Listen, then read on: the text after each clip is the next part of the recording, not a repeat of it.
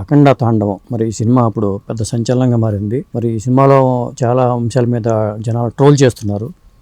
దానికి సమాధానంగానే ఇవాళ మన స్టూడియోకి ఒక గురువు గారు ఇచ్చారు. దివ్య విశ్వశక్తి పరివార్ ప్రచారకులు శ్రీ ఓం స్వరూప్ గురూజీ గారు ఆయనతో మనతో ఉన్నారు. ఆయన అడిగి తెలుసుకుందాం. నమస్కారం గురుగారు. శుభమస్తు. గురుగారు, ఈ అఖండ తాండవం బాలకృష్ణ గారి సినిమా చాలా మంది అఘోరాలు చూస్తున్నారు, మీరు చూసారా?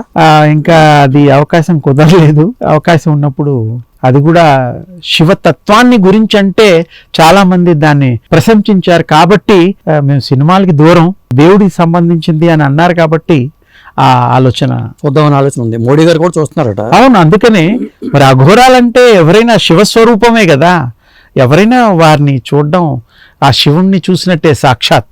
ఒకటి గురుగారు, నాకు డౌట్, ఇప్పుడు మీరు మెడలో రుద్రాక్ష మాలలో స్ఫటిక మాలలో వేశారు, బాలకృష్ణ గారు కూడా అలాంటివి వేశారు, వేస్తారు. వీటికి ఉన్న ప్రశస్తి ఏంటి? అఘోరాలు కూడా అట్లా ధరిస్తారా? కొంతమంది ధరిస్తారు, కొంతమంది వారి వారి ఇష్టం అండి. వాళ్ళు సర్వ స్వతంత్రులు. వారిని మనం ఎవ్వరూ కూడా వాళ్ళని డిక్టేట్ చేయలేరు, రూల్ పెట్టలేరు. వాళ్ళది దైవ ఘటన, వాళ్ళ ఇష్టం.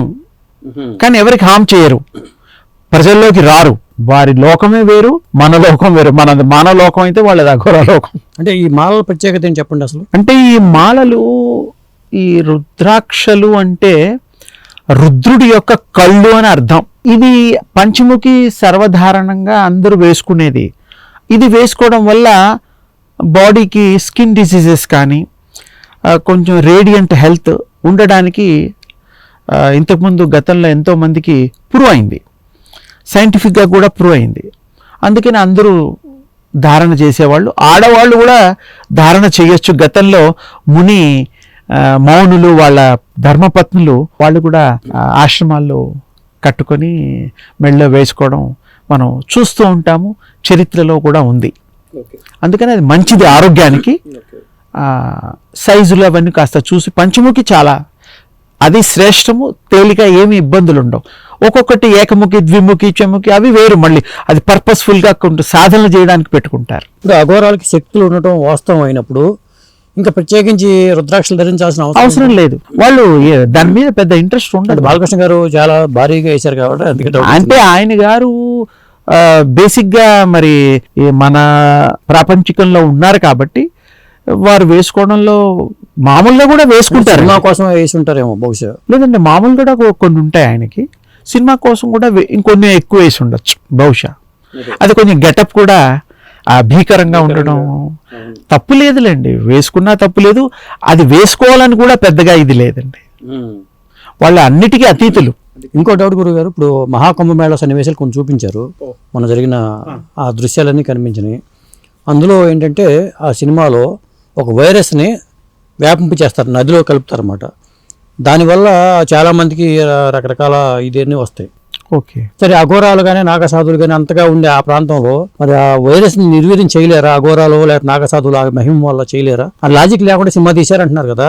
లేదండి, వారు తలుచుకుంటే చేయగలుగుతారు. ఎందుకంటే పూర్వం మన ఋషులు, తాపసికులు ఎంతోమంది వారి యొక్క కమండలంలోంచి నీరు తీసుకొని సంకల్పించి చల్లేవాళ్ళు. మనుషులు పుట్టుకొచ్చేవారు, జంతువులు రూపాలు మారిపోయేవి, వృక్షాలు పుట్టేవి, జీవ పదార్థాన్ని వారు సృష్టించే శక్తి ఉన్నది ఆ మంత్ర సాధన, దీక్ష, తపో శక్తి వల్ల.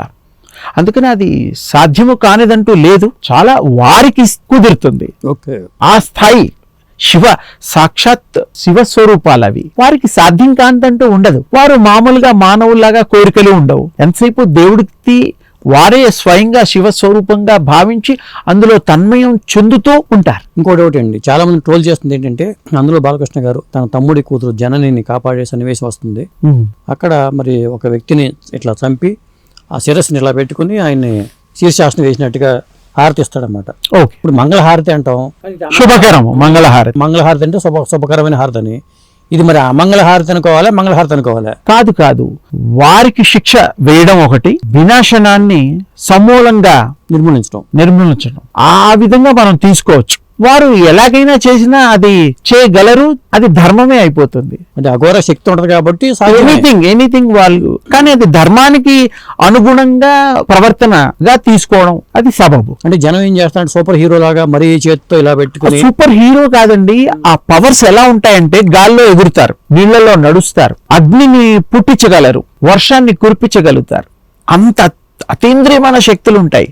అది ప్రదర్శించాలి అడిగిన వాళ్ళకంటే వాళ్ళకి అవసరం లేదు. వాళ్ళకేం పట్టే, అదే వాళ్ళ లోకం వేరు, వాళ్ళ జీవన విధానం వేరు. ఎప్పుడైనా వాళ్ళ మనసులో ఈ మానవులకి మంచి చేయాలనిపిస్తే తప్పకుండా వాళ్ళు ఆ సంకల్పంతో మనకు కూడా మంచి చేయడానికి సాయశక్తులా వాళ్ళు చేస్తారు, సఫలీకృతులు కూడా అవుతారు. ఎందుకంటే ఆ శక్తులు ఉన్నాయి కాబట్టి. అందుకని ఏదైనా సాధించగలరు, చేయగలరు. శక్తులు లేని వాళ్ళే ఏదో మ్యాజిక్లు చేస్తుంటే, అంత శక్తి కలిగిన వాళ్ళు ఇది చాలా స్వల్పం. ఇది అసలు మంది లాజిక్ లేదు, మ్యాజిక్ చేశారని చెప్పి అంటున్నారు. మ్యాజిక్లు కూడా చేయగలరు కదా వాళ్ళు. చనిపోయిన వాళ్ళని పుట్టించగలరు, ఆరోగ్యాన్ని ప్రసాదించగలరు, కళ్ళు లేని కబుదులకి కళ్ళు ఇవ్వగలరు. అంటే వాళ్ళ శక్తులకి లిమిట్స్ ఉండవండి. అద్వితీయమో, అనంతమో, అమోఘమో, అజరామరం. మీరు ఎప్పుడైనా కలిసారండి అఘోరాలను? చాలా మందిని కలవడం, హిమాలయాల్లో నేను వెళ్ళినప్పుడు వాళ్ళతో సంచరించడం, కొన్ని ప్రాంతాల్లో సాధువులతో, నాగ సాధువులతో కానీ వాళ్ళతో కానీ నేను ఇష్టంతో, తెలుసుకునే ఉద్దేశంతో ఆ యొక్క దివ్య శక్తికి సంబంధించినటువంటి కొన్ని వాళ్ళ దగ్గర ఉంటాయండి. మానవాతీత శక్తులు ఉంటాయి. వాళ్ళు మాతో పాటు వారితో మేము ప్రయాణం చేసినప్పుడు ఒక చోట మనం పొయ్యి చేయడం అంటూ ఉంటాం. వాళ్ళు 4 కర్రలు తీసుకొచ్చేసేసేసి ఓ 4 ఇవి పెట్టేసి ముద్దుల్లాగా ఇది పెట్టేసి వాళ్ళు ఈ చేత్తో ఇలా అన్నారండి. అగ్ని ప్రజ్వలన జరిగింది, అగ్ని పుట్టింది. ఓకే, వాళ్ళు దే కెన్ డూ ఎనీథింగ్ అండి. అలాంటప్పుడు మైల్ దూరం నడవాలన్నా అడుగు తీసి అడుగు వేయాలంటే మాయమైపోతారు, అదృశ్యం అయిపోతారు, అక్కడ తేల్తారు. మరి మీతో ట్రావెల్ చేసుకుంటూ వచ్చారు కదా హిమాలయాలకి ఉన్నప్పుడు? అవును, నాతో ట్రావెల్ చేసినప్పుడు చాలా నేను చూడడానికి అవకాశం చిక్కింది. వాళ్ళు వస్తువుల్ని సృష్టించగలుగుతారు, ఎనీథింగ్ అండి. ఇది కాదు అది కాదని కాదు, జీవమే ఇవ్వగలిగిన వాళ్ళు సాక్షాత్ శివస్వరూపులు, మామూలు వ్యక్తులు కాదు. ఆ సాధనలు చాలా కఠినతరము, తేలిగ్గా ఉండవు. అవి చాలా మానవ మాతృలు ఊహించలేని సాధనలు. అవి చాలా కష్టపడతారు, సాధిస్తారు. శివ స్వరూపులుగా వాళ్ళకి అదే ఇష్టం, ఆనందం, ఆ లోకం అంతే. అందుకని వారు ఏదైనా కూడా మీకు చూపించగలుగుతారు, చేయగలుగుతారు. అది మీ పూర్వజన్మ సుకృతం ఉంటే తప్ప మీకు దర్శనాలు కూడా కావు. వాళ్ళకేమి మీరే ఏమన్నా గొప్ప లేదు, వాళ్ళ దృష్టిలో ఆ స్వామి గొప్ప. ఇప్పుడు సనాతన హైందవ ధర్మాన్ని కాపాడటానికి అఘోరాలే అవసరమా? వేరే వాళ్ళైనా కాపాడొచ్చు కదా. సాధువులు, సర్వసంగ పరిత్యాగులు చాలా మంది చేస్తున్నారు. కానీ ఈ సినిమాలో అఘోరాలో పాత్రతో చూపించారు. అది బోయపాటి గారు వారిని ఎన్నుకొని బాలకృష్ణ గారిని వారిని అఘోరగా చేసి ప్రజలకి ప్రజెంట్ చేశారు. సో మరి ఆయన ఆ పాత్రకి న్యాయం చేయగలుగుతారు, సూట్ అయ్యారు. తర్వాత గాంభీరం, తర్వాత మాట, వాక్శుద్ధి, స్పష్టత. వారు మరి ఎన్నో ఇంతకుముందు అఖండాలో కూడా బాగా మాట్లాడారు డైలాగులు, ఇందులో కూడా బాగా మాట్లాడారని విన్నాను నేను. సో వారు దానికి సరిపోతారు. ఇప్పుడు సనాతన ధర్మాన్ని కాపాడటం అనే బదులు మత మార్పిడిని నిరోధించేలాగా చేయొచ్చు కదా. అసలు మతం మారొద్దు అని చెప్పొచ్చు కదా. సనాతన ప్రబోధాలు చెయ్యొచ్చు, కానీ వినేవాళ్ళని ఆ సమాజంలో రకరకాల మనుషులు ఉంటారు. అందరికీ నచ్చొచ్చు, నచ్చకపోవచ్చు. వాళ్ళ సుకృతంతో సంబంధించింది. మీరు మంచి చెప్పినా వాడికి చెడుగా భావం వచ్చేటువంటి ఈ కలియుగం. మీరు మంచి తీసుకునే వాళ్ళు ఎంతమంది ఉన్నారు చెప్పండి, అది తేలిగ్గా. అందుకని చిత్రాలు ఇలాంటివి రావాలి, ధర్మాన్ని కాపాడేవి రావాలి, ధర్మ సంస్థాపన చేసే విధంగా చిత్రీకరణలు జరగాలి. అప్పుడు ఏమవుతుందంటే భారతదేశంలో అన్ని ప్రాంతాల వాళ్ళకి ధర్మాన్ని ఆచరించేటువంటి బుద్ధి పుట్టడం, ఆచరిస్తే కూడా ఆ ధర్మం వీళ్ళని కాపాడేటువంటి స్థాయి ఉన్నప్పుడు తప్పకుండా సనాతన ధర్మము మరి ధర్మం కాపాడడానికి, ఆచరించిన వాళ్ళకి రక్షించడానికి అది ఒక దిక్సూచికగా ఉంటుంది. ఈ సినిమాలో బాలకృష్ణ గారి పాత్ర, అఘోర పాత్ర 14 ఏళ్ళు అష్టదిగ్బంధంలో ఉంటుందండి. అష్టదిగ్బంధంలో ఉన్నటువంటి ఏమిటి? అష్టదిగ్బంధన అంటే కట్టి పడేయడము అని మామూలు బాట. అలా కొన్ని శక్తులు కొంతమంది అప్పట్లో ప్రయోగాలు చేసేవాళ్ళు. ఆ ప్రయోగాలు చేసిన వాళ్ళకి అవి ఆ బంధన జరుగుతుంది. కొంతమందికి దేవుళ్ళు పోనడం అలాంటివి కూడా జరుగుతూ ఉంటాయి, ఊళ్ళల్లో చూస్తాం. వాళ్ళని కూడా కట్టడం అనే పదం ఉపయోగిస్తారు, వాళ్ళని కూడా బంధన చేస్తారు. కొంతమంది విదిలిస్తారు, ఓపెన్ కూడా చేస్తారు, కట్టుట విడగొట్టుట రెండు చేస్తారు. అంటే ఈ అష్టాదిగ్బంధనలు ఉంటే ఆ సాధన చేసుకుంటే సమాజంలోకి వెళ్ళిపోయి శక్తులు వస్తాయి, వాళ్ళకి వస్తాయి. తర్వాత వాళ్ళకి ఎంత స్థాయి సాధన చేస్తే అంత స్థాయి ఉధృతంగా, తీవ్రంగా, తొందరగా అవి శక్తులు రావడానికి ఆ సాధన చాలా ఉపయోగపడుతుంది. ఇంకొక డౌట్ అండి, ఈ సినిమా తర్వాత అఖండ పార్ట్ 3 ఉంటుందని చెప్తున్నారు. ఈ అఘోర పాత్ర ఏదైతే ఉందో అది శంబల వెళ్ళిపోతుంది పార్ట్ 3లో అని చెప్తున్నారు. శంబల నగరం హిమాలయాల్లో అవును ఉంది. ఆ శంబల నగరంలో విశేషం ఏమిటంటే కొంతమంది ఈ మధ్యకాలంలో వెళ్ళొచ్చిన వాళ్ళు ఉన్నారన్నారు. సరే, వారు వెళ్ళొచ్చారేమో, అంత పరిపూర్ణ స్థితి కలిగిన సాధన చేసిన వాళ్ళు ఉండొచ్చు. మనం ఎవరిని మనకు తెలియకుండా అనడానికి అధికారం లేదు. మానస సరోవరం కైలాస శివుడిది ఆ కింద పర్వతం కింద కూడా ఆ లోకం ఉన్నట్టుగా ఇంకా చెప్తూ ఉంటారు. ఏది ఏమైనా అక్కడ శక్తివంతులు, దైవ స్వరూపులు, మహిమాన్వితుల లోకం అది. వెళ్ళే వాళ్ళు కూడా ఆ స్థాయిలో, ఆ స్థితిలో ఉంటే తప్ప అది కనబడదు, వాళ్ళు ఆహ్వానించరు. అదొకటి. మనకి చదువుకున్నవాడు ఇంకొక చదువుకున్నవాడు ఉంటే తప్ప వాడికి కన్వే చేయగలుగుతాడు. మామూలుగా చదువుకోలేని వాడికి నేర్పించగలుగుతాడు. అక్కడ నేర్చుకొని అంతా ఒక స్థాయికి వెళ్ళిన వాళ్ళు ఉంటారు. వాళ్ళ అనుమతి లేకుండా మనం వెళ్ళలేమా? వాళ్ళ కనబడదు, మీకు ఆ లోకమే కనబడదు. శంబల అసలు కనబడదు. మీకు ఒక స్థాయి ఉంటే తప్ప అది కనబడదు. అప్పుడు వాళ్ళు ఆహ్వానిస్తారు, గుర్తిస్తారు.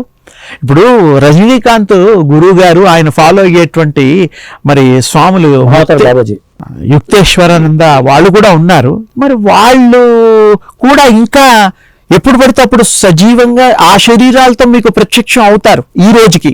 అదే ఎందుకు అవుతారంటే అంత శక్తి కలిగిన వాళ్ళు. అంటే కాంతి దేహాలతో ఉంటారంటారు. నిజమే, మామూలుగా కాంతి దేహాలతో ఉంటారు. వారు తలుచుకుంటే మీకు ఏ రూపం కావలిస్తే ఆ కామ రూప ధారణలో మీకు కనబడతారు. బోయపాటి గారు నెక్స్ట్ సినిమాలో కామరూప ధారణ కూడా చూపిస్తారేమో. చూపిస్తే మంచిది, ఎందుకంటే కరెక్ట్ గా దానికి అనుసంధానం అవుతుంది. వాళ్ళు ఏదైనా ఏ రూపమైనా తీసుకోగలరు. చూస్తారంటారా పార్ట్ 3 తీస్తే? చూడడానికి ఆ తీసే విధానాన్ని బట్టి, ఇచ్చే ఇన్ఫర్మేషన్ ని బట్టి, దాంట్లో కూడా సనాతన ధర్మాన్ని జోడించి తర్వాత దానివల్ల ఉపయోగాలు భావి భారత దేశానికి పనికొచ్చే విధంగా ఒక సన్నివేశాలు గనక పెడితే, ఆచరించడానికి యోగ్యంగా గనక పెడితే తప్పకుండా యోగ్యులో మనం అంతా, మరి తప్పకుండా దాన్ని మనం ఆచరించడానికి వీలుగా వాళ్ళు ప్లాన్ చేస్తే చూడడానికి అవకాశం ఉంటుంది. చాలా మంది చేసే విమర్శ ఏంటంటే ఈ సినిమాలో లాజిక్ లేదు అనే మాట ఎక్కువ వినిపిస్తుంది. మీరేమంటారు? మహిమలకి, శక్తులకి, దైవ సంబంధించిన వాటికి లాజిక్లు ఉండవు. దయచేసి అర్థం చేసుకోండి. ప్రత్యక్షం అవుతున్నాడంటే ఏం లాజిక్ అండి? మీరు మనసా వాచ పిలిస్తే దేవుడు ప్రత్యక్షం అవుతాడు. అదే గతంలో మన పురాణాల్లో దేవుళ్ళు ఎంతమంది ప్రత్యక్షం కాలేదు? అవన్నీ నమ్మినప్పుడు ఇది నమ్మాల్సిందే. లాజిక్ అనేటువంటి ఆ ఒక్క మాట కాదు, లాజిక్ కొన్నిటికి వర్తిస్తుంది. ఈ దేవుడి విషయంలో, శక్తుల విషయంలో వర్తించదు. ఎందుకంటే అది అతీతమైనటువంటిది, భావాతీతము, ధ్యానాతీతము, శక్తులకి అతీతమైనటువంటిది. అది అదే ఏమిటంటే దివ్య శక్తికి సంబంధించినటువంటిది. అవి మామూలు శక్తులు కావవి. మీకు అందరూ ఏదో మ్యాజిక్లు అంటే నేర్చుకుని చూపించవచ్చు. వాళ్ళు క్రియేట్ చేయగలుగుతారు. They are the creators, they are the destroyers. శివుడు అంటే ఎవరు? ఆయన అన్నీ చేయగలుగుతాడు. ఆయన గురించి మనం ఏది మాట్లాడడానికి అర్హత కూడా లేదు. దేవుళ్ళ గురించి మనం ఎక్కడ చర్చిస్తాం? దేవుళ్ళ గురించి మనం ఎక్కడ వారిని మరి పోల్చడానికి వీలుంది?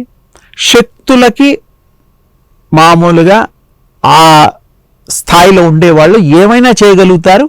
దానికి లాజిక్లు, మానవులకి లాజిక్లు వస్తాయి, దేవుళ్ళకి రావు. దేవుళ్ళు అసలు మహిమాన్విత శక్తి స్వరూపాలు కదండి. గురుగారు చెప్పేది అదేనండి. ఈ సినిమా విషయంలో లాజిక్లు అవసరం లేదు.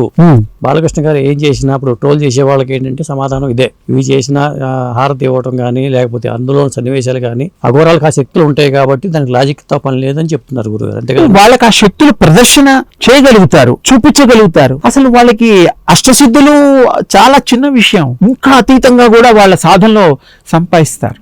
సాక్షాత్ శివస్వరూపులు. అందుకని మనం ఒప్పుకోవాలి, ఆ వాళ్ళు చేసే పనులకి లాజిక్ అని పెట్టకూడదు, మిగిలిన వాటికి పెట్టండి. అదే ఇంకా వేరే ఏ వాటికి పెట్టినా లాజిక్ ఒప్పుకుంటాం. దేవుళ్ళ మహిమలకి లాజిక్ ఉండదు, లాజిక్ అనకూడదు. అదే. థ్యాంక్ యూ గురుగారు. అయ్యా, శుభమస్తు.